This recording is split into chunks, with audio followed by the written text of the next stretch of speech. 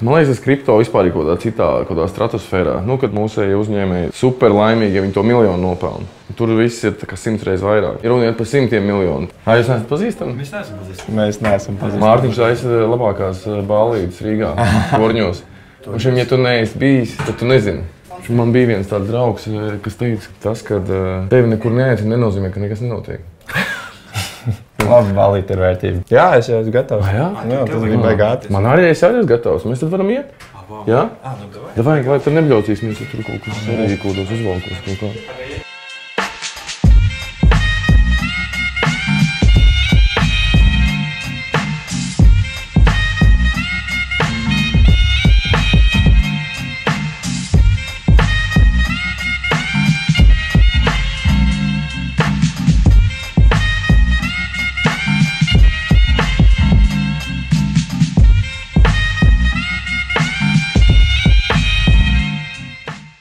Es domāju, ka neviens nav tik daudz ieguldījis birojā kā jūs. Vai tu domā, ir kāds? Es domāju, ka nav. Es nezinu. Mums bija tāda ideja. Jā, mums gribējās uztaisīt tā kā iedvesmojošu vidi cilvēkiem. Bet dažreiz tev liekas, varbūt, ka cilvēki pat sajūtas pārāk ērti. Mums ir tās točiņas, kuras tā kā visu izdara. Tavā vietā, jā. Jā, un viņas vēl apsild, tur riktīgi tur aizmigt. Viņai ir pat funkcija. Labi, es vienkārši runāju par Japāņu tautu. Jā, tas nav nothing special. Jā, viņai pat ir funkcija, kas tā kā tavu aromu iesūc iekšā, lai tu viņu nejūti. Tas ir. Nu jā, tas mēs dažreiz domājam. Nu, tāpēc tas laikam nāk no tā, es dzīvoju Taizemē kādreiz. Man likās, ka padzīvot Taizemē un Āzijā vispār kaut kādu laiku, tad saproti, ka tā kā mums Eiropiešiem liekas, ka mēs esam ļoti kulturāli un kā mēs tā kā ejam uz turieni. Īstenībā ir baigi dīvaini, jo mums liekas, ka mēs tikai izdarām visu, tā kā notīram un papīru un visu baigi labi. Zināmais, ja tev būtu, nezinu, uz sejas kaut kas. Un vienkārši paņem papīru, paberzē un visu baigi neaizvērš nomigāt roku un ko. Nu jā, kaut ko pa seju nevajadzētu izsmērēt. Nebūtu. Not the job done. Ja tev ir netīra seja, ja tev ir kaut kas. Jā. Tā ir tāda lieta, kas no turienes viena no gudrībām, ko var aizsmelties. Okay. Nu, Tom, tu esi gatavs? Lēnām sākam? Labi, klausies, ar kaut ko jāsāk. Pirmais jautājums ir, klasiskajā industrijā to pirmo miljonu ļoti, ļoti grūti nopelnīt, bet tad otrais ir neizbēgams.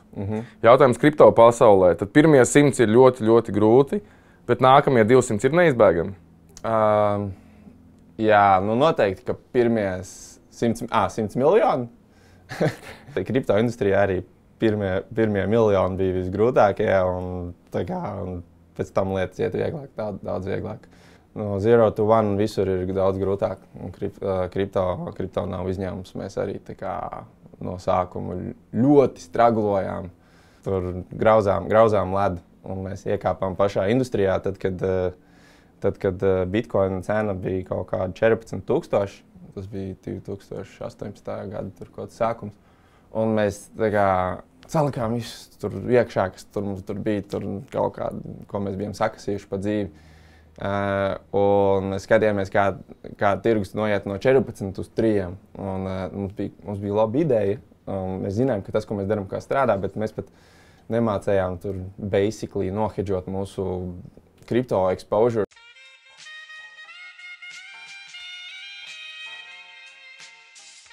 Tā kā mēs laiku grauzām ledu. Nu, labi, es saprotu, ka tā ideja vispār radās, kad tu aizbrauci uz Taizemi un ieraudzīji, ka kripto bitcoins maksā nevis tur 17,000, bet laikam 12 vai 13. Tu vienkārši ieraudzīji tos cenas starpību. Jā, tur bija tāda dīvaina lieta, ka tev ir tā pati lieta, kas ir visā pasaulē. Nezinu, tur zelts vai cheeseburgers vai kas. Un Taizemē vienkārši bitcoins maksāja 20–30% vairāk. Mana mamma īstenībā brauca pie manas ciemos. Es viņai gribēju parādīt rajonu un vajadzēja izmainīt valūtu. Tad es jau kaut ko zināju nedaudz par bitcoinu un vienkārši nopirku Krakenā eiro ar bicīti, aizsūtīju bicīti uz Taizemi. Un iznāk ārā no ATM, izņem ārā naudu un skatos, tā kā reāli ir 20% labāks exchange rates. Un tas bija tāds wow moments un likās, ka tas ir par glitch in the matrix. Un tad tā nebija nekāda atbilde uz visu to biznesa ideju vai ko, bet tas vienkārši parādīja to, ka hei, te kaut kas ir riktīgi nestrādā. Šeit kaut kas reāli nestrādā. Un ir jāatrod, un tad radās tas entuziasms un deksme meklēt risinājumu un saprast, kas tur notiek. Pirms tam bija liels Z uz šita lejā, bet tas ir tā kā ķipa aizvietots. Kur viņš ir? Bet tas ir tas pats Z. Nu, viņš tagad mazāk pēc Z izstāsta. Domā? Jā. Jā? Man liekas, ka bija zelta Z, tā kā riktīgs. Šitais ir tāds more design, kad kind of izstāsta pēc septītnieka. Stokpotā es ņēmu, trešdienās ir tā chilika un karna vai kaut kas tāds. Un tad es ņemu pusi neaso un pusi aso un tad samiksēju. Un tas ir laikam asākais, ko es ēdu. Nu, ka tur bišķiņ tu tā kā paraudi. Nu, laipni lūgtumu. Labi, paldies. Forši. Jā, varam apiet riņķītī. Cik jums cilvēki nāk uz ofisu? Īstenībā cilvēkiem patīk strādāt no mājas. Mums ir tāds mixed setupiņš, ka cilvēki droši vien kaut kādas 3 dienas nedēļā ir ofisā un kādas tās atlikušās 2 ir prom. Tas ir droši vien HR uzstādījums, bet vai tas dzīvē arī notiek? Pasties apkārt, kaut kur viss ir, tad nav neviena. Nestrādā tādu. Uztais jau baigu ofisu. Izskatās pēc microchip kaut kādas kompānijas. Vajag smuks skats. Šitais tā labi sanāca, jā. Jā, tas ir reāli stilīgs tāds. Tur ir tas prikals arī, ka man pašam ļoti gribējās skaistu skatuves, kad dzīvoju Taizemē. Es tur dzīvoju kaut kādā, maksāju 400 eirīšus mēnesī, bet man bija mājai 56 stāvi un bija skats uz visu Bankoku un es varēju ļoti labi no viņa iedvesmoties. Un, kad es atbraucu apakaļ uz Latviju, man tā kā likās, ka tas skats ir vērtība un viņš palīdz. Un tad man arī gribējās, jā, lai mums būtu skats, un tāpēc arī nebija jau baigi daudz opcijas. Torņi ir tā kā viena no dažām, kur tu vari dabūt skatu, bet īstenībā nevienam neinteresē. Tāpēc, kad reāli cilvēki vienkārši vēlās, lai viņam nespīd. Iedos man lūdzu to pultu. Es pastaigāšu visur un atvēršu. Viņu laikam bija jātēmē. Bet interesanti, jā, kāda bija tā sajūta, ka tu saproti, ok, this is the moment. Nu, ka tu ieraugi to iespēju. Jo droši vien, jo tā jau bija, viņi jau redzēja daudzi. Bet interesanti, ka tu to ieraudzi un tu saproti, ok, šitais ir nopietni, ar šito jānodarbojās. Un arī, kas ir interesanti, kad, ja tu konceptuāli par Bitcoin tu neinteresētos, nu, tā kā, ja tev kaut vai nekāda interese nebūtu, tu aizlidot uz to Taizemi, nu, tur nodzīvot, atlidot atpakaļ, bet ja tu par to interesējies, tad tu apskaties cenas tur, un tev vienkārši tā kā do the math. Nu, tur. Jā. Tā ir tā kā kombinācija lietām. Tev liekas, ka visi tā kā šito tev var iedomāties un redzēt, bet tev īstenībā ir jāsaiet kombinācijai lietām. Tev ir jāskatās gan uz tirgiem tur, gan uz tirgiem šeit. Tev ir jābūt kaut kādai financial comprehension.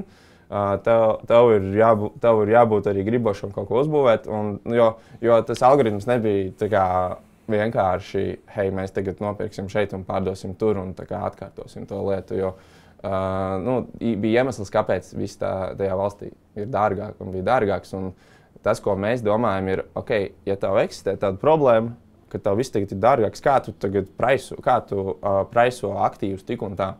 Un mēs saprotam to, ka, hei, šāda situācija nav bijusi visticamāk nav bijusi tradicionālajos tirgos pirms tam, ka tev ir viens aktīvs, Bitcoins, kuru pirms tu vari viegli pārsūtīt no vienas valsts uz otru, bet denominative, kas viņam ir, tā kā quote, tur Taizemes bakti, tu nevari tik viegli pārsūtīt. Un tad mēs sapratām, hei, šis ir tāds tipping points. Tā kā ir atvērsies jauna industrija, viņa varētu būt huge, un neviens nesaprot, kas te notiek. Un pat čalīši, kur sēž tur Goldman Sachsā, vai JP Morganā, vai kur viņi arī droši vien nesaprot. Es īstenībā pat nesen runāju ar vienu no mūsu konkurentiem.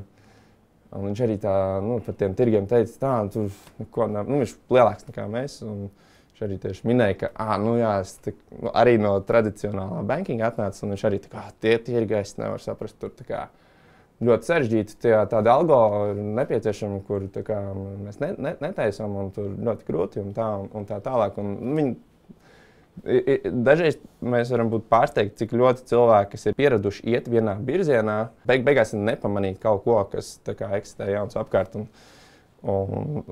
Jā, tā var notikt gan ar mums, gan ar visiem pārējiem. Okay. Ja mēs paskatāmies kaut kādas, nezinu, stūrakmeņus, ka tu varētu nosaukt, pirmais bija, tu saprati, tā kā ir starpība, un var sakot, ir biznesa. Pirmais, kas bija kaut kādi nākamie kaut kādi stūrakmeņi, kad tu saprati, tu uztaisījāt pirmos botus, tu ieraudzīji, ka tas strādā, tu uztaisīji droši vien uz mazu apjomu, tas labāk strādā, uz lielāku man nedaudz sliktāk. Tad tu saprati, tas strādā arī uz lielu apjomu. Var sakot, kaut kādas tās trepes, ka tev bija tas enlightenment pēc kārtas. Enlightenments bija, tas bija tāds ļoti spēcīgs periods dzīvē, ka tev tie eureka momenti visu laiku nāk un tev ir tāds, wow, kas notiek. No pašā sākumā mēs to stratēģiju izdomājām. Mēs arī gājām, tur runājām ar cilvēkiem apkārt un mēs nopacējām to stratēģiju. Būtībā no sākuma viņu varēja realizēt ar roku. Un es vienkārši sēdēju savā iepriekšējā darbā. Man bija tur daudz ekrānu vaļā, neviens no tiem nebija pa darba tēmu. Es tur vienkārši spaidīju pogas. Man reāli vajadzēja realizēt četrus darījumus, treidus. Un cikls noslēdzās. Un es tur ātri spiedu pogas un tā lieta nostrādāja. Tu sāc ar $1000, beidz ar 1050. Un tas bija eureka moments. Tas bija tas mirklis, kad tu saproti, ka laikam jāiet prom no darba un ir kaut kāda baigā lieta atrast. Un tas bija sākums, un tad protams, tad mēs sākām būvēt. Mans partneris Edgars, viņš veica vislielāko izbūves darbu, un tad viņam pagāja diezgan ātrs laiks. Viņš arī nemācēja īsti kodēt, bet viņš māca kodēt un iemācījās visu from ground up. Tie bija 4 mēneši. Un 4 mēneši, kad mums bija pirmais algoritms un nospiedām play pogu, un viņš kaut ko darīja. Un viņš kaut ko darīja, un viņš aktīvi pirmajā dienā izprintēja peļņu. Un diezgan normālu peļņu. Un tas bija arī tāds eureka moments, tad šī lieta ir scalable, viņa ir automatizējama, viņa strādā. Tas laikam tie bija tie spēcīgākie mirkļi. Bet tas ar to arī, tas bija 2018. gads, un tad mēs vēl turpinājām kaut kādus 2 gadus. Mēs 2 gadus straglojām, un nebija viegli. Mums tirgus bija grūts, un mēs palikām divu cilvēku komanda un cīnījāmies un būvējām. Un tad droši vien tas nākamais moments bija kaut kā 2020. gada beigas, laikam, vai kaut kas tāds, kad sākās jaunais buļļu tirgus.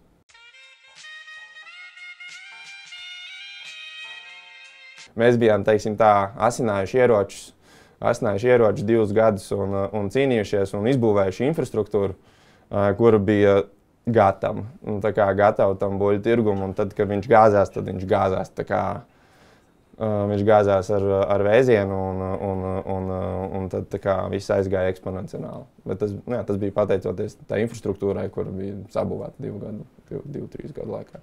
Var sakot, jūs sapratat lielā skēlā, ka tas var strādāt, un tad tagad ir atnācis kārtējais buļļu tirgus, jums bija jāizsēž droši vien gatavojāties atkal šim buļļu tirgum. Jums ir sezonāls tas bizness, kaut kā tā var teikt, kad jūs visu laiku gaidat tos buļļu tirgus, un kamēr jūs gatavojat, jūs veidojat nākamos produktus, kas atkal varētu būt lietderīgi nākamajā buļļu tirgu. Kaut kā tā. Kaut kādā ziņā, jā. Pēc idejas liquidity provision market making business ir bizness, kuram pēc idejas viņš nav atkarīgs no tirgus virzības, bet viņš ir atkarīgs no tirgus apgrozījuma, no voluma. Un voluma ir lielāks buļļu tirgu. Daudz lielāks, ar kārtu, 10 reizes lielāks varbūt. Un tas ir tas, kam mēs ejam pakaļ. Un, tirgu izveidojās tāds cikliskums, ka tavu buļļu tirgu tu ievāc 90% no peļņas, un lāču tirgu tu būtībā eksistē. Tu nokop savus izmaksas un turpina attīstīties. Varbūt tu refaktorē kodu un pārbūvē un gatavojas nākamajam ciklam. Tas kā laikapstākļi Latvijā. Es nezinu, tas ir sezonāls pasākums. Un patiesībā kripto pasaulē viņš ir arī diezgan ciklisks, plus mīnus 4 gadi. Vismaz vēsturiski tā ir bijis. Šis te buļļu tirgus, kas ir tagad, mēs to saucam laikam par buļļu tirgu, viņš ir atnācis drusciņ ātrāk, nekā mēs to īstenībā gaidījām. Mēs bijām gatavojušies kaut kam ilgākam. Bet jā, tas tāds vairāk vai mazāk ciklisks pasākums. Okay, labi, cik tu esi gatavs? Es nezinu, daudz atklāt arī par saviem kodiem jauniem produktiem, jo jūs sākāt kā arbitrāžu traderi. Tad jau kaut kurā mirklī jūs kļuvāt tik lieli, kad jūs kļuvāt par market makeriem. Un tad vienā mirklī jau jums biržās ir jāmaksā nevis komisijas, bet jums par to maksā. Kas tā kā, var sakot, jūs jau esat tik lieli, kad es vienkārši domāju, ja kāds tagad noklausās šo raidījumu, domā, ok, tur var nopelnīt nezinu cik miljonus, šitais ir kaut kas, ko vajadzētu darīt. Vai tas vilciens jau ir aizgājis, vai tie, kas tur gribētu, viņā vēl var ielikt? Teiksim tā, ja mēs tāds, es un Edis, sāku to, ko mēs darījām pirms 6 gadiem, tagad baigi sarežģīti mums būtu. Ļoti sarežģīti, tas momentums ir drusciņi. Šobrīd, lai uzsāktu šādu kompāniju, tā kā 2 džekiem pagrabā kaut ko izdarīt, būs grūti, tur vajadzēs kaut ko vairāk, tur vajadzēs, lai tajā pagrabā vēl stāvētu kaut kādi $30 miljoni varbūt. Lai veiktu investīcijas un lai izcīnītu vietu tirgu, manuprāt. Bet noteikti, ka ir nišas, tā kā katrā, manuprāt, ja tu sāc jaunu biznesu un gribi kaut ko sasniegt, positionings ļoti svarīga lieta. Un tas, kā tu pozicionē savu kompāniju kopējā industrijā, ir, atslēgas lieta. Ir atslēgas lieta, un manuprāt, ja tu esi mazs, tad ir svarīgi sākt ar nišu. Manuprāt, ir svarīgi sākt ar nišu un dabūt tur lielu market share. Un tad tu vari, jo tu dabūni momentumu, tu dabūni tādu mirkļa kustību, ka tu patiesībā ātri vari saprast, kas sanāk, kas nesanāk, un tu vari arī dabūt kaut kādu peļņu. Un mēs paņēmām tajā laikā to nišu, kas bija pareizā tajā laikā, un kura viņa bija ļoti maza tajā laikā. Mēs iegājām kaut kādā tirgu, kurā dienas apgrozījums bija $1 miljons. Tas ir ļoti maz priekš finanšu industrijas. Tagad tas ir, protams, daudz vairāk. Līdz ar to, man liekas, ka katrā ciklā var atrast nišas, ar kurām sākt. Un, ja kāds grib šodien sākt kaut ko kripto industrijā darīt, un varbūt nav tik liela resursa, vai arī nav atrast investoru, tad es noteikti ieteiktu tēmēt uz tām nišām. Par nišu es varbūt nosauktu kaut kādu decentralized finance. Decentralized finance. Tur varbūt kaut ko var atrast. Es esmu kaut ko dzirdējis par 4 džekiem Liepājā kaut ko. Tu pat vēl par viņiem neko nezināt. Nē, nice, jā. Es domāju, ka tas ir baigi forši, ka ir vairāk cilvēki. Klārna paziņoja, ka viņi katru gadu samazinās stāvu pa 20%, jo AI varēs darīt vairāk un vairāk. Vai tu esi dzirdējis par tiem solo entrepreneurs, kas būs AI-based? Jā. Tas makes sense, manuprāt. Ka būs, kam AI atnāks un padarīs daudzus darbus vienkāršākus, arī pat aizvietojamus. Man liekas, ka svarīgi ir cilvēkiem atrast kompānijā, kas ir tās lietas, kā viņi var savu darbu automatizēt. Mēs arī ļoti aktīvi cenšamies to domāt un saprast. Pieņemsim tas pats juristu konsultācijas. Tās visas lietas, ka kādreiz tev ir bijis jājautā kādam Big Forum vai kaut kas tam līdzīgs par corporate structuring un tā tālāk, kas paģiet 1 mēnesis un paiet 1 mēnesis un $30,000 ir fijos, tu vari uzjautāt ChatGPT un tu vari viņam ļoti kārtīgi pastāstīt savu problēmu, un viņš uzliek tavus papīru gandrīz, praktiski tādu pašu atbildi, ko tu varbūt saņem kaut kur citur. Protams, tev vajag to atbildi apstiprināt. Tu nevari tā vienkārši paļauties uz to, ka tas algoritms, kas min nākamo vārdu, atbildēs visu pareizi, bet tas tā pātrina to procesu. Man liekas, tādas vietas ir ļoti daudz, un viss kaut kur viņas var atrast tajā pašā software development pusē arī. Bet man liekas, lielākais izaicinājums ir, kā tu panāc to, ka tavi dati nenonāk kaut kur, kaut kādā katlā, kurus pēc tam kāds cits izmanto. Facebookam ir tie open source modeļi, kurus tu vari uztaisīt par saviem closed source. Jā.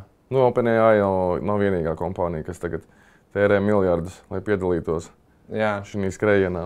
Interesanti tie stikli, kur jūs tādus pirkāt? Šitās te? Jā. Viņiem vienkārši plēvi tika uzstumti virsū, jā. Viņi ko iedod tāds Cyril look. Krišam bija tā ideja, ka vajag tuneļus. Jā. Tad visi pamāja Krišam ar galvu, un tad mēs aizgājām ar tiem tuneļiem. Jā. Un šitam tunelim, kas ir tā interesantā lieta, viņam arī tiek spēlēts ar tām skaņas efektiem, un te tiek lausta skaņa citādāk nekā šeit. Un tad tāda sajūta, ka tu būtu kaut kādā space. Ja, kur tom available šitais ir? Spots. Šitais ir available. Redz rakstīt. Jā, te var droši paņemt mapu tagad, ja ir tāda vēlme. Nu, labi, bet darbinieki kopumā tavējie, kā viņi skatās uz AI?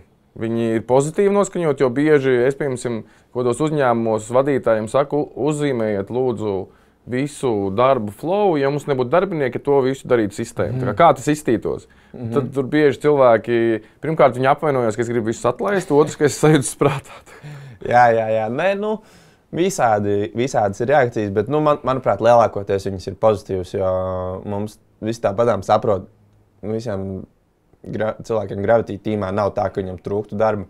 Viņiem ir miljonas lietas, ko darīt, un tas task lists ir nebeidzams. Un cilvēki saprot, ka mums ir tās idejas tik daudz, ka viņiem arī strādājot ar AI visu laiku kopā būs grūti visu realizēt. Kopumā tas priekšstats ir diezgan pozitīvs, un cilvēki nebaidās par to, ka viņi pazaudēs savus darbus, manuprāt, dēļ. Okay. Jautājums, varat sakot, viena kompānija no Latvijas, Gravity Team, apkalpo 1% no visas pasaules trading apjoma, kas ir aptuveni 200–300 miljonu dienā, vai varbūt jau vairāk. Pusmiljards kaut kas tam līdzīgs. Jā, nu jau pusmiljards dienā, kas priekš Latvijas 500 miljonu dienā, tas vienkārši kaut kāda neiedomājama nauda. Nu, tas vienkārši cilvēkam neliekas reāli. Jautājums, cik vienkārši kaut ko tādu ir dubultot, un vai ir vieta vēl, kā tu teici, jums ir tā viena niša, bet vēl ir 99%, kurus arī var apkalpot no Latvijas, jo tas ir globāls tirgus. Tev nav jāsēž kaut kur specifiki, lai strādātu kripto jomā. Kas ir kaut kāda, niša, ko tu redzi, ko vēl šeit var paņemt, un tad vēl lēnām pāriesim uz regulējumu, vai tas vakar pieņemtais regulējums, vai tas ir kaut kas atver durvis, un šeit nāks kompānijas, lai strādātu Eiropā. Jā, nu tad par to pirmo jautājumu, kā paņemt vēl tirgu market share, nu tā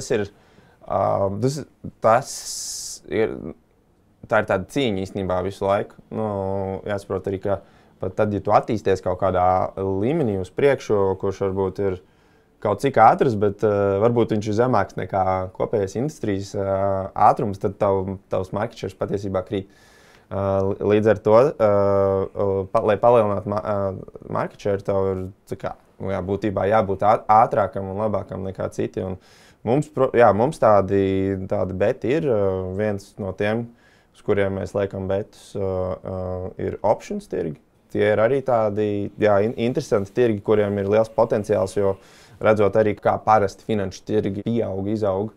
Viņiem ar laiku nāk arvien vairāk structured produkti klāt, derivatīvi jau ir kripto pasaulē diezgan daudz, bet optioniem tur ir vēl likviditātes problēmas, un tad tā ir arī viena no tām nišām, uz kurām mēs liekam savus betus. Bet tas, lai paņemtu vēl vairāk tirgus market share, manuprāt, kas ir svarīgi, mums svarīgi, Gravity Team ir jābūt tādai patiesi globālai kompānijai, par kurām kāda ir kompānija grupa, jo tev ir nepieciešams tās arī traditional finance zināšanas, lai tu varētu aiziet pakaļ tādiem, kas ir vairāk kripto trading nišas, kas jau ir tradicionāliem tirgiem apzinātas. Ja tu gribi viņām iet pakaļ, tas nozīmē, ka tev ir jādabūna pie sevis tāds talants. Tā ir tāda svarīga lieta. Un tas ir kaut kas tāds, pie kā mēs strādājam. Attiecībā uz Latviju un noteikumu paketi, Manuprāt, tas ir tā kā, miks noteikumi, kas ir iznākuši ārā, tas ir tāds lielisks solis pretī, ko Latvijas valdība ir izdarījusi. Un tur, man liekas, jāuzteic gan ekonomikas ministrija, finanšu ministrija, deputāti, kas to miks paketi, saprotu, vakar ir pieņēmuši. Latvijas banka arī, kas to monitorēs. Daudz cilvēku saka dažādas lietas par to, cik viegli vai grūti ir sarunāties, bet mums šeit Latvijas blokķēdes asociācija veida daudz sarunas, un īstenībā bija patīkami redzēt, ka industrijā ieklausās un ka saprot, ka visi ir uz viena viļņa. Cilvēki grib kopā panākt to, ka mūsu valstī nāk iekšā investīcijas. Jā, man liekas, tā miks pakete viņai ir potenciāls atnest Latvijai biznesus, kas varētu pamatīgi pacelt augšā mūsu tautsēmniecības ekonomiku. Tur ir tagad daudz liels darbs priekšā, daudz kas ir jādara. Manā skatījumā, 2018. gads, vai tad, kad mēs sākām, tas bija laiks, kad mazie biznesi varēja no nulles uzsākt kaut ko un panākt lietas un izaudzināt sevi no nekā. Un tagad ir 2024. gads, ir atnācis jauns cikls, un šajā ciklā, manuprāt, kripto ir jau bišķiņ pieaudzis. Ir Bitcoinam ETF-i, valstis par viņu vairāk nesmējās, viņi nenorāca, Džeki, jūs tur kaut kādi libertarian vandāļi, nihilisti, Hipsteri, jā, kaut kādi. Jā. Viņi bišķiņ ņem nopietnāk. Tad, kad BlackRock runā par Bitcoin ETF-iem un saka, ka tā ir nākotne, tad cilvēki vairs nesmējās tik skaļi. Un līdz ar to tagad ir tas laiks, kad valstis, kādreiz mazie biznesi varēja panākt kaut ko lielu. Tagad ir laiks mazajām valstīm, varbūt valstīm vai mazajām valstīm, varbūt lielajām valstīm, ka viņas arī var ar tādu pārdomātu politiku, pārdomātiem noteikumiem, sastrādājoties kopā ar biznesiem, var īstenībā ātri kustoties uz priekšu, un tas ir baigi svarīgi. Ātri kustoties uz priekšu var panākt tādus arī eksponenciālus ieņēmumus un atbalstu savai valstī. Man liekas, ir labs piemērs, ir tas, kad Lietuva pasakot, ka būs labvēlīgi nosacījumi, lai saņemtu maksājumu iestādes licences, tad uz turieni atnāca Binance, un šobrīd, cik es saprotu, 4. lielākais nodokļu maksātājs. Jā, Binance bija, manuprāt, arī laikam, ka vēl ir viens no lielākajiem nodokļu maksātājiem. Un, tas bija tieši pateicoties viņu IMI sistēmai, kas palīdzēja Lietuvai izskriet uz priekšu. Tagad ir kripto laiks, tagad ir miks laiks. Labi, var sakot, pieņemtais regulējums, vai mēs saprotam, ka kaut kas ir labāk nekā bija pieņemts Lietuvā vai Igaunijā? Viņš vakar tikai ir pieņemts. Es saprotu, es īstenībā nezinu precīzi visas detaļas, bet tas, ko es zinu, ir tas, ka tās uzturēšanas izmaksas, kas mikas subjektiem būs jāmaksā Latvijas bankā, ir tīri sakarīgas un īstenībā ir labākās Baltijā. Bet mums vienmēr patīk, es zinu, ka Latvijā vienmēr patīk salīdzināt, visi vienmēr salīdzināt Baltiju. Man liekas, šitais jābeidz darīt, mums vajag salīdzināt sevi ar pasauli. Tas ir kripto industrijai, viņi pat nezinu, viņi zina, kas ir Baltijas valstis visi, viņiem interesē Eiropas tirgus. Un svarīgi ir, lai šī pakete būtu konkurētspējīga Eiropas tirgu. Man liekas, ka ir panākti tie likumi, kas varētu būt diezgan konkurētspējīgi. Ko tu uzskati, kādam būtu jābūt Latvijas attīstības virzienam? Manuprāt, fokusētam uz biznesu. Lielā mērā liekas, ka tur daudz kas sākās. Izaugsme, ekonomiskā izaugsme sākās ar to. Kā radīt nosacījums, lai cilvēki gribētu šeit pārvākties, jo mēs esam ļoti, ļoti globālā pasaulē, un arī kripto ļoti milzīgs piemērs tam. Cilvēkiem tas transaction costs, lai pārvāktos, lai nomainītu vietu, paliek arvien zemāks un zemāks, un it sevišķi jauniem cilvēkiem viņi ir ļoti fleksibli, un valstis konkurē savā starpā. Kripto nozarē noteikti ir maz switching costs, un tu vari viegli pārcelties. Līdz ar to ir svarīgi skatīties arī uz valsti drusciņi nedaudz no kompetitīvas puses, ka tu konkurē ar citiem. Mums nav tā, ka ir baigi daudz resursu viskaut kādu. Mums ir droši vien, ka lielākā no vērtībām cilvēku resursus, kurš arī drusciņi samazinās. Es esmu noteikti par to, ka mēs panākam, ka šeit iebrauc cilvēki, kas ir spējīgi un kas ir gudri. Un radīt tādus nosacījumus priekš tā. Valdībai noteikti par to ir jāpadomā, jāatver durvis. Dažreiz nevajag vērt ciet durvis. Vajag padomāt, nezinu, vai tur procesi, kas ir atstrādāti, vai viņi strādā priekš visiem cilvēkiem pasaulē. Varbūt viņi tikai strādā priekš latviešiem Latvijā. Vai tur kaut kur viss ir latviešu valodā, varbūt tas varētu būt angļu valodā, varbūt tas varētu būt digitalizēts. Noņemt nost tās barjeras un ļaut kompānijām darīt un skatīties pēc tam. Man liekas, es esmu optimists. Es domāju, ka cilvēkiem pa lielākoties ir labi nodomi ar visu, ko viņi dara, un kaut kādas tās nezāles var pēc tam izravēt. Demogrāfijas situācija Latvijā ir tough.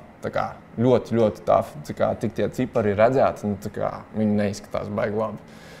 Diemžēl. Protams, mums visiem vajag reproducēties. Es jau tur arī neesmu pats labākais tajā rajonā. Tev jāsāk domāt par to. jā, bet noteikti ir tā otra puse. Ir tā otra puse, ka lai mēs paliktu relevanti un nepaliktu kaut kā galīgi, tad šeit ir jābrauc cilvēkiem, labiem un gudriem cilvēkiem, un jārada nosacījumi priekš tā. Tā viena lieta, ko Latvijas bankā, kas arī tajā likuma paketē, kā es saprotu, cerams, ka es nekļūdos, kas tajā paketē ir pieņemts, ir tas, ka tur likumā ir minēts, ka mikas subjekti, kas ir kripto kompānijas, varēs turēt savus eiro rezervus pa taisno Latvijas bankā, kas ir īstenībā tāds diezgan milzīgs milestone, kas nozīmē to, ka, ja tu esi licencēta kripto kompānija, tev nevajag, tu neesi obligāti piesiets kaut kādai bankai. Tev nevajag lūgties bankai, lai atver kontu. Jā, un kripto bankas, viņas ir interesantas. Mums arī, vakar viena kripto banka, ko Gravity Team strādāja, viņas vairs neeksistē. Vakar viņa bija, bet šodien viņas vairs nav. Tur tā interesantā banku pasaulē un kripto tā attiecības ir tādas ļoti saspīlētas. Viņas ļoti saspīlētas, un tur ir tāds liels darbs jāliek iekšā, lai viņas saprastu. Bet tas noteikums, kas ir tagad izlaists, ka tās mikas subjekti var pat taisno turēt līdzekļus bankā, baigi forši. Jo tad tu izslēdz ārā kaut kādu ķēdes posmu, kas palielina konkurētspēju kompānijām. Un dēļ tā tiešām varētu būt tā, ka nāktu, es ceru, ka tas ir arī virziens, pie kā jāstrādā. Tu vēlētos panākt, ka nāk kaut kādu, pieņemsim, eiro stablecoinu izdevēji, kas izvēlās Latvijas banku kā savu depository, kur viņi var uzturēt rezervus, un Latvijas banka par to būtu priecīga, pati kompānija būtu par to priecīga, un visi būtu par to priecīgi. Kā ir šo visu biznesu vadīt no Latvijas? Kā partneri pasaulē, jūs esat ļoti liels spēlētājs, kā viņi uztver Latviju, kā tas ir operēt no Latvijas? Gravity Team jau ir arī internacionāla grupa. Mums kaut kāda daļa no biznesa ir Latvijā, bet tā ir tikai kaut kāda daļa. Mums ir ļoti daudz biznesa ir ārpus Latvijas, un arī ļoti daudz cilvēku ir ārpus Latvijas, un tas ir svarīgi. Ir jābūt tādam global mindsetam, ir jāspēj saprast to tirgu, kuru tu targeto, gan to, kas viņiem ir nepieciešams, gan arī tīri vienkārši kultūras ziņā. Gravity Team ļoti daudz ir biznesa Southeast Asia. Tur ir daudzi un dažādi izaicinājumi. Tehniski varbūt, kā tur strādā tās apmaiņas un tā, bet arī tādi mentāli. Kā tu vedi sarunas ar cilvēkiem tajā pasaulē, kādas ir kultūras normas, kas ir jāievēro, lai dabūtu pozitīvu iznākumu. Jo viņi brillītes uz pasauli ir daudz citādāks nekā mūsu brillītes uz pasauli. Bet varbūt to veidot kādu piemēru, kaut kāds bija tāds gadījums? Āzijā cilvēki ir ļoti kolektīvistiski. Tas nozīmē, ka viņi domās, par sevi mazāk nekā par citiem. Un viņi sagaida to no citiem arī. Viņi sagaida, ka visiem cilvēkiem ir tāda liela empātija. Pieņemsim, ja tu tiecies, nezinu, ar kaut kādiem korejiešu counterpartiem, tev svarīgi dāvināt dāvanas, un viņi tev arī dāvina dāvanas. Kaut ko viņiem var atnest. Ar Japāņiem ir vienkārši jābūt ārkārtīgi pieklājīgiem ar taizemiešiem. Tu nekad nevēlies pacelt balsi vai arī izvest viņus ārā. Viņam citu cilvēku, tu sēdi kaut kādās vakariņās un, nezinu, tur ir kaut kāds boss un kaut kas tāds, un viņam kaut cita counterpart, un tā kā likt viņam justies negudram tajā pozīcijā. Tev ir jābrauc vienmēr pa spalvu, bet tev tā kā jāmāk iepīt iekšā tajā runā tādus tā kā nelielus cues uz to, ka tā kā tu pastāvi par savu ideju, un ka tu nevari vienkārši atnākt nolikt uz galda, tagad būs šitā te. Pieņemsim, es zinu, ka Krievijā vai kaut kur citur ir tā, ka tev atnāk līgums, un viņš tev atnāks vienkārši briesmīgs. Pie tevis tev atnāks briesmīgs, un tad tu liec priekšā savu lawyeru, un viņš tā kā to briesmīgo līgumu tā kā taisa nedaudz nebriesmīgi. Jā, otru pusi briesmīgi, un tur vienkārši visi tā kā tur sten un laid un cīnās visu laiku. Īstenībā Āzijā tā nav. Tā kā tu aiznes, tā kā tu parunā, tu uzbūvē attiecības, un tad tu domā par to cilvēku tālāk, ka tu viņu aiz respektu un cieņas, tu gribi viņam iedot tādu dealu jau no paša sākuma, kas būtu abām pusēm labs, un tu nenes to briesmīgo mēslu uz galda, zinot, ka viņš nāks atpakaļ ar sūdzībām. Tu gribi jau viņu no paša sākuma uztaisīt labu, un tas ir tāds veids, kā viņi tā aiz respektu būvētās attiecības. Un, tā ir viena no tādām svarīgākajām lietām, ka tu ej jau ar risinājumu, tu iepazīsti, saproti cilvēku un ej jau ar risinājumu pie viņa klāt. Kam būtu jānotiek, lai jūs lielāku biznesa daļu atnestu uz Latviju? Ir jāspēj piesaistīt talants, kas Latvijā ir ļoti grūti atrodams. Pieņemsim, algorithmic traders. No kurienes mēs viņus atradīsim tagad? No kurienes mēs viņus paņemsim? No Svetbankas? Es nezinu, no Latvijas bankas varbūt. Ir bijuši kaut kādi talanti. Ir kaut kādas vietas, kur viņus atrast, bet tā industrija, Latvijā tā global financial industry ir ļoti maziņa. Un salīdzinot ar Londonu, Singapūru, Ņujorku un visiem financial hubiem. Un līdz ar to mums būtu svarīgi kā valstī, kā sabiedrībai, kā komunai, tīri runāt no Gravity Team puses, lai mums būtu lielāka tā interese par trading, par algoritmiku trading, jo Latvijā nav grūti atrast developers. Īstenībā ar to mums iet tīri labi. Mēs esam ļoti priecīgi ar developeriem. Un grūti ir atrast traderus, kas actually varētu atnākt un pateikt, hey Bench vai hey Edge, jūs nesaprotat, ko jūs darat. Šī stratēģija ir totally off, jums viņu vajag pagriezt. Un bieži vien, vai mēs atrodam cilvēkus, kas īstenībā ir kaut kādi latvieši, kas ir aizbraukuši prom no Latvijas un tagad strādā kaut kur citur, financial hubā, vai arī viņi tiek izaudzināti, Gravity Teamā, vienkārši paņemt no skolas gudri, spoži talanti. Mēs vienmēr Gravity Team esam meklējuši labākos no labākajiem, jo tā industrija, kurā mēs eksistējam, arī tāda ir un ir ļoti, ļoti konkurētspējīga. Un aizbraucot kādām konferencēm, tu jūti, ka tur vienkārši viss bazo ar IQ un gudrākie prāti pievēršās tieši šim. Tāpēc arī Latvijā, kad mēs meklējam cilvēkus, mēs esam ļoti izvēlīgi. Mēs parasti meklējam cilvēkus, kuri ir sasnieguši kaut ko pirms sākot savus darba gaitas, vai tas ir kaut kāds olimpiāžu uzvarētāji, medaļnieki.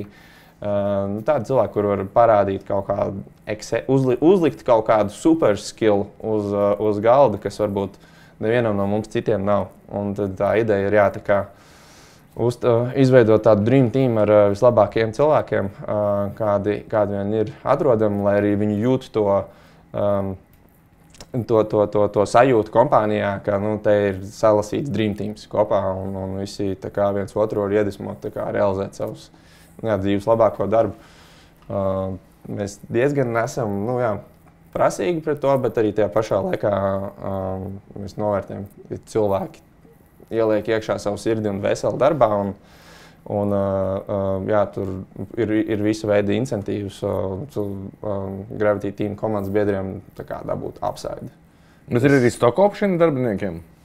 Jā, ir stock option. Okay, tad beigās viss būs ļoti bagāti. Yes, rekur ir. Nē, nav. Nekas, vodka toties, džīns klausies, serious business. Mums arī nāk 3 reizes nedēļā šefpavārs. 3 reizes nedēļā? Mums ir ļoti jauks HR. Ļoti jauka HR komanda, kas laiku domā par cilvēku labklājību un vāc informāciju un pārbauda, ka nevienam nav burnouts un ka visi ir veselīgi. Ja ir burnout, tad jābrauc uz Burning Man. Es arī domāju, ka ir transakcija biznesa, ja jūs gribētu pārnest uz Latviju. Jūs atnākt un teikt, mums ir 500 miljonu dienā apgrozījums, atveriet kontu. Es domāju, ka tas arī varētu būt sarežģīti. Lai atvērtu, bankas, kas ir draudzīgas kripto, arī būtu ļoti noderīgi, jo pirmais līmenis, ka bankas vienkārši negrib kripto. Viņas dzird vārdu kripto un viņam paliek dišķiņi slikti ap dušu. Bet, labi, teiksim, banka ir pārkāpuši tam pirmajam nelabumam, viņi kaut ko varbūt zina, tad ir nākamā lieta, ka viņiem jau patiesībā ir jāmāk veikt AML, kripto pasaulē, kas ir drusciņi citādāk nekā veikt AML tradicionālajā pasaulē, jo tev ir blokķēde, tev tur visu kaut ko lidinās, kaut kādas transakcijas, transaction ID, kaut kāda tur forensikas tūļi. Viņām tad ir jāmāk tā kompetence jāapgūst, lai varētu patiesībā saprast to savu klientu, kas nav nekas neizdarāms. Tas ir teorētiski varbūt pat vairāk var saprast par klientu nekā tradicionālajās finansēs, tāpēc, ka viss, kas notiek blokķēdē, ir publiska informācija, un tev ir tūļi, kas tev parāda tavu naudiņu, kā viņi tur skraida apkārt. Bet tas ir process, un tad kaut kādām bankām ir jāapņemās to darīt. Un ir kaut kādas bankas, kas to apņemās darīt. Viņas lielākoties atrodas arī kaut kādos innovative banking hubos, kā tur Singapūra vai Šveice. Bet varbūt ir Latvija. Labi. Klau, jautājums, vai jūs varētu būt kaut kāda, Latvijas Skype, kuram varētu no kādas perspektīvas, atsakot, jums ir izdevies, jūs jau esat tur, un tad jūs varētu būt potenciāli tie, pie kuriem nākamie, kas grib šī jomā kaut ko darīt, nāk pēc fundinga vai, pēc mentorshipa, vai jūs esat atvērti, vai pie jums nāk? Jā, negribās tur sevi kaut kā baigi labelot vienā vai citā veidā. No sākuma kaut kas ir jāizdara, bet protams, ka mums ir vēlme būvēt komūnu. Man patīk komūnas, teiksim tā. Man patīk gan Latvijas komūna, man patīk, Taizemes komūna vai Tehno komūna un citādākas komūnas. Bet komūna ir svarīga lieta un komūna ir jāatbalsta. Un tā kopā var sasniegt vairāk. Un līdz ar to mēs ik pa laikam kaut kādas investīcijas esam veikuši, un kaut ko mēs drusciņi darām tajā pusē arī. Un, ja cilvēkiem ir kaut kādas spēcīgas idejas, un viņi grib kaut ko attīstīt, un ceļušķi tajā tieši kripto trading pusē, vai arī vienkārši kripto pusē, tad var ar mums runāt. Tas, ko mēs pašlaik cenšamies darīt, ir caur Latvijas blockķēdes asociāciju vismaz izveidot to komūnu ar kompānijām, kas runā, domā, kaut ko kustina, kaut ko dara un runā arī ar valdībām. Veicina to dialogu uz priekšu. Ir noteikti mēnesis, kurā peļņa sareizinot ar 12 mēnešiem un sareizinot ar valuāciju, noteikti, ka jūs padarītu pa unikornu.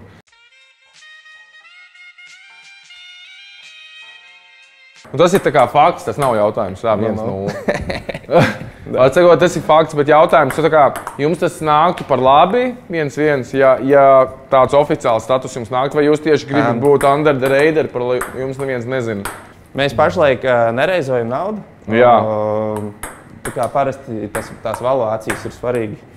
Tad, ja tu gribi piesaistīt finansējumu, mēs apsveram to darīt tāpēc, ka Mēs gribētu, noteikti ir svarīgi sasaistīties ar esošajām kompānijām, kas ir veiksmīgas un uzbūvēt kaut kādu strateģisku partnerships.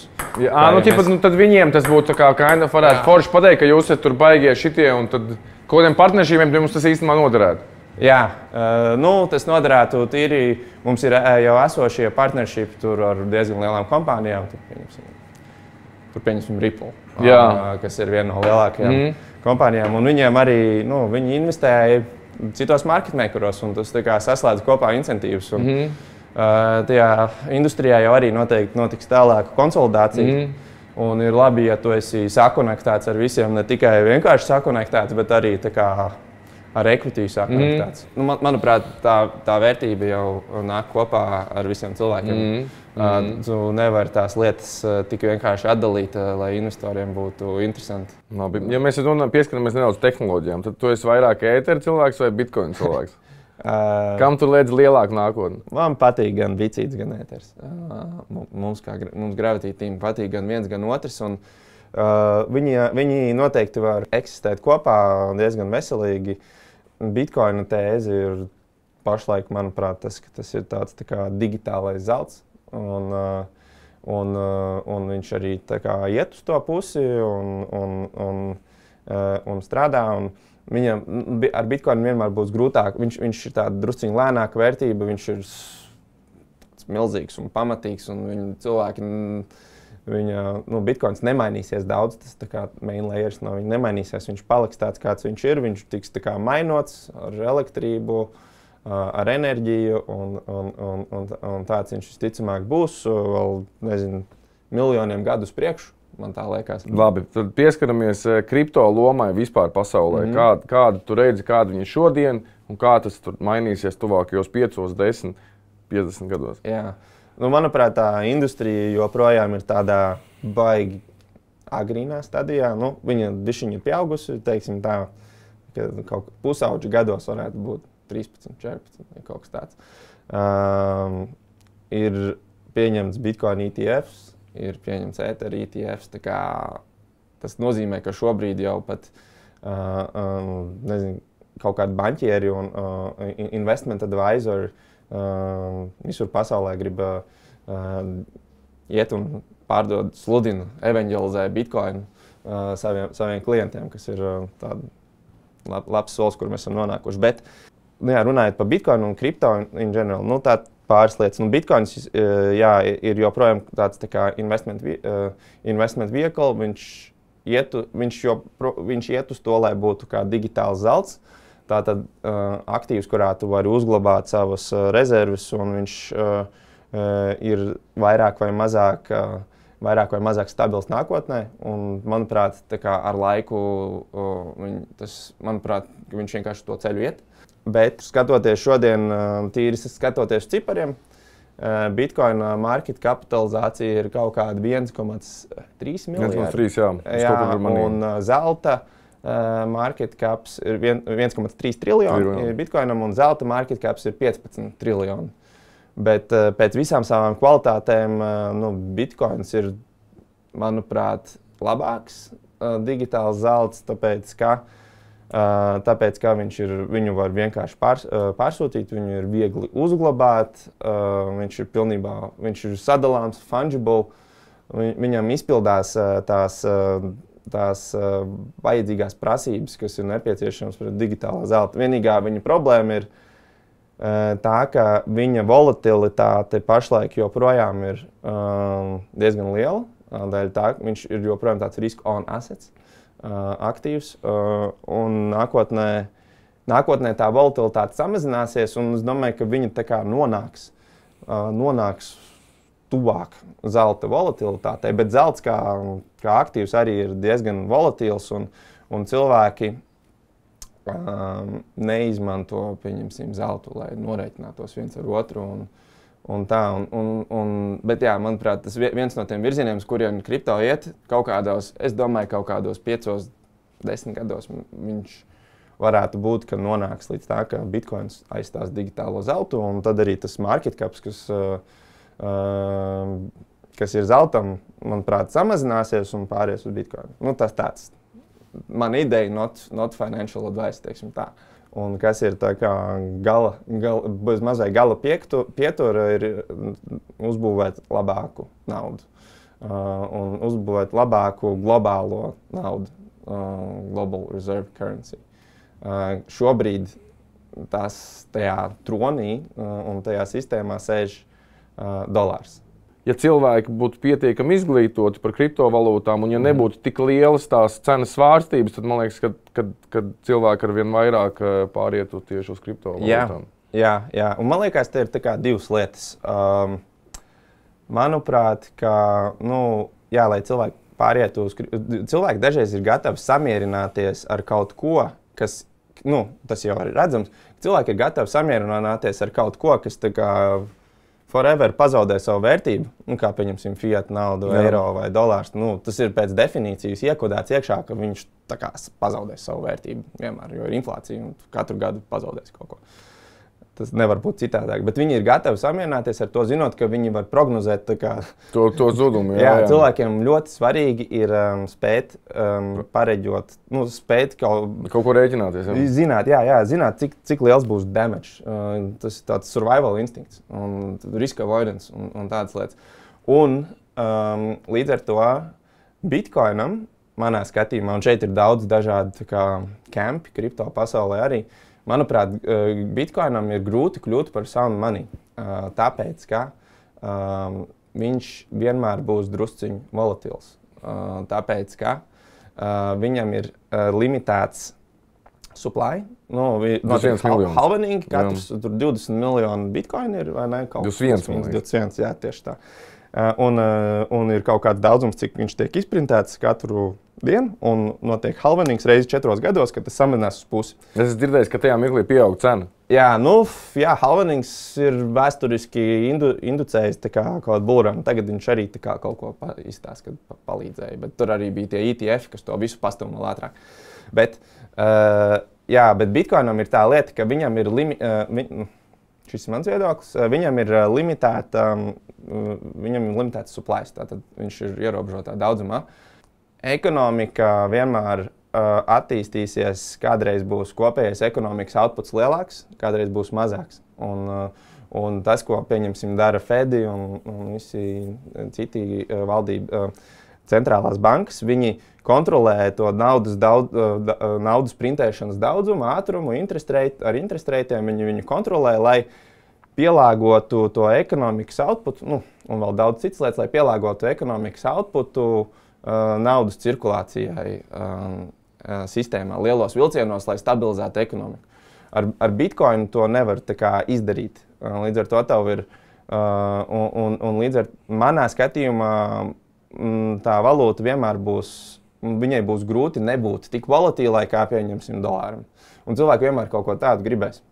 Un līdz ar to, man liekas, tas izaicinājums, kas kripto industrijai vēl ir priekšā, kas vēl nav atrisināts. Un, man liekas, tas ir viens tāds milzīgs challenge, ir radīt tādu naudu, kas ir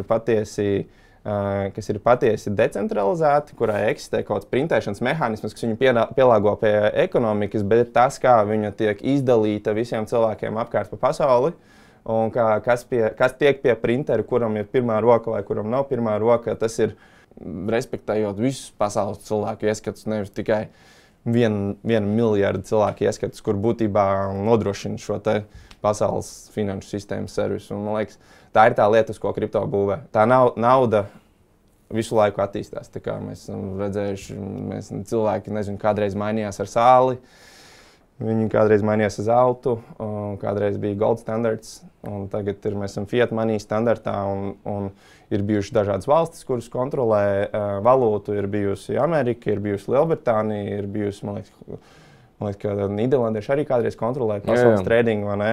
Un tas ir tāds continuous process. Tur arī pirmais stock exchange, man liekas. Jā. Pirmā banka bija Venecijā. Jā. Un tas ir tāds continuous process, un ja tu kādreiz izzumo riktīgi ārā un domā, tas kas būs nākamais pēc dolāra?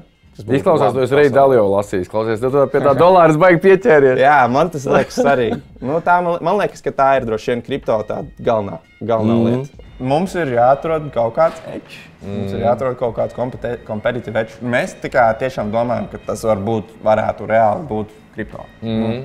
Pašlaik runājot un kustinot lietas apkārt, sarunājoties ar cilvēkiem, arī neliekās tā, ka būtu baigi briesmīgi otrā pusē, ka valdība neko nesaka. Nē, man liekas, ka nu jau ir kaut kādas dzirdīgākas ausis. Droši vien visi sapratuši, ka cilvēki nav ekonomika apstājusies. Es jāsāk klausīties. Tas ir tas, ko es redzu. Jā. Un varbūt tā globālā sazilšana mums reāli palīdz. Beigās lieldienās es jau tur ārā gaļu grillēju. Lieldienās. Jā. Tas jau ir kaut kāds plusiņš. Davai, izslēdzam.